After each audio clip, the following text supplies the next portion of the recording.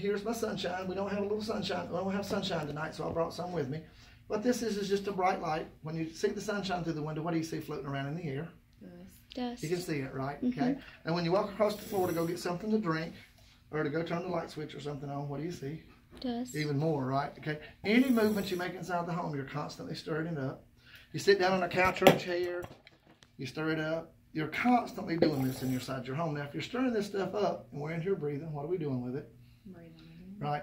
Now, I perform magic, so I can make this disappear. Watch. Abracadabra. Y'all are not really impressed, are you?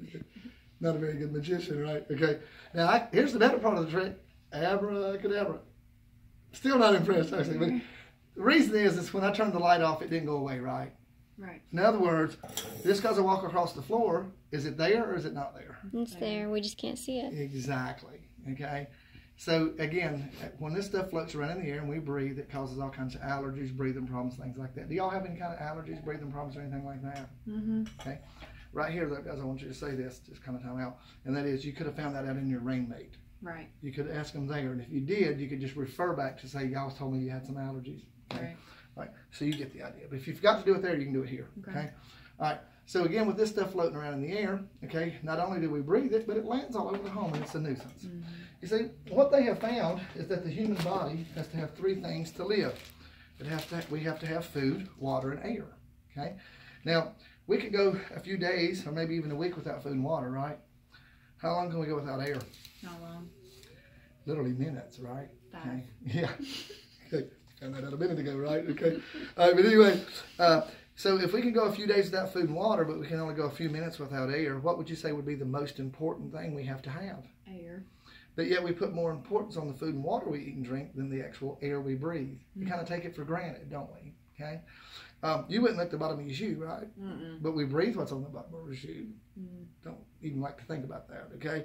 So again, with air being the most important thing, a lot of times we think about air pollution being outside. Because when you think about air pollution, you think about what? Smokestacks, car exhaust, factories, pollen, stuff like that, okay? But when you want a breath of fresh air, where do you go? Outside. You just told me the pollution was outside. So is it fresher? You see what I'm saying? It kind of contradicts itself. See, the reason the air outside is fresher outside, it rains, sleet, snow, it gets cleaned every day. And inside, we don't really do that. When's the last time you cleaned the air inside your home? Never. Never have you? Okay. So the reality is the air inside your home is actually more hazardous or less fit to breathe. As a matter of fact, 8 times more polluted is what the EPA says. And the reason is in our determination to save energy, we very effectively seal the dirty air in. And if we seal it in, we end up in the home breathing it. Okay. No. So that's why we have so many allergies and breathing problems in the nation today, okay? Now what they're talking about when it comes to house dust is this stuff right here. Pet dander, mold spores, pollen, cigarette smoke, fireplace soot, all kinds of fleas, beetles, things like this. Now we don't see fleas floating around in the air, right? Okay? So they're talking about the actual fragments of these things. Okay, a good example of that, if you was to kill a spider and you get a Kleenex and get it up, do you count all 8 legs to make sure you got them? Okay. We really don't. Or if you've ever took down a globe, what do you see all in there? Dead bugs. You ever seen a half of one? Where'd the other half go? In the air. Okay. We don't want to think about that, but it's the truth. When you magnify the stuff that we've seen under the light, this is really what it looks like. This is a strand of pet hair. This is pollen.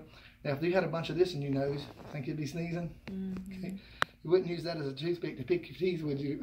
Okay, so the reality is this is the stuff that floats around in the air that we breathe. These little guys right here are called a dust mite. That's a little bit bigger of a picture of it. Nasty, isn't it? Okay. Now, if you seen these millions of these crawling around in your bed tonight when you went to go to bed, would you get in the bed with it? No. We'd be like, oh my gosh, I'm not getting in the bed. I'm going to go ahead and tell you then don't go to bed. Okay? Because there's millions of these floating around, actually crawling around in your bed mattress. There's actually over 200,000 of them in a pillow.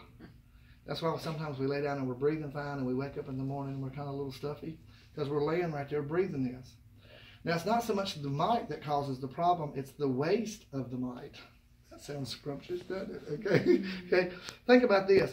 If we have 1 million of these in our bed mattress and they produce 6 to 8 pellets a day of waste, that's 6 to 8 millions a day of pellets that we stir up and breathe while we're sleeping. Not a very healthy thought. Okay.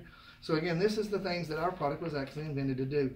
If we could remove this out of the air, would it be healthier for us? Yes. It would. Okay, because see, when we breathe, it causes things like the polluted air. It causes things like headaches, watery eyes, dizziness, coughing, sore throats, nausea. I'm sure y'all suffer from a lot of these, don't you? Mm-hmm. Y'all do. Okay, and the reason is because we breathe it. A good example is you might not have an allergy, but if you say painted a room and you breathe paint fumes or gas fumes and you do it for a long time, you get a headache, right? Yeah. That's your body's way of saying, hey, this isn't healthy, okay? That's what it is. It's a symptom. Yeah. So anytime we have these things, a lot of it has to do with the polluted air we're breathing, okay? So if we could actually clean up the air inside of our home, it would be a lot healthier environment. That's what we all are after, right? Okay, so what we do is we actually use water to do that, just like Mother Nature, except we don't get anything wet. Instead of taking moisture and passing it through the air like Mother Nature, we do it the opposite way. We take the air and pass it through the water to clean it and return it to your home, okay? So if we could take a lot of this pollution and stuff out of the air, as we've already said, a lot healthier, we wouldn't have as many headaches, we wouldn't be having as many sore throats and sickness and things like that. I don't know about you, but if I could get rid of one case of the cold or the flu a year, that'd be worth it to me, wouldn't it? Yeah. Okay, so let me show you what I'm talking about as far as how the machine works. Right, time out.